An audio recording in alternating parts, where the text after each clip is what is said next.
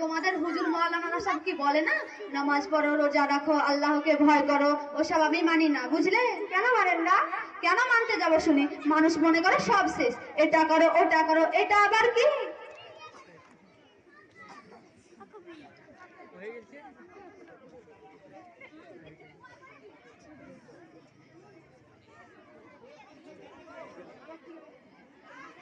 আচ্ছা professor ma'am, আপনি 1 থেকে 10 পর্যন্ত গুনুন তো।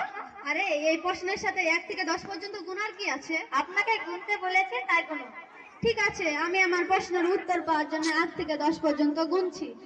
1, 2, 3, 4, 5, 6, 7, 8, 9, 10।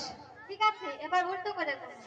10, 9, 8, 7, 6, 5, 4, 3, 2, 1, 0।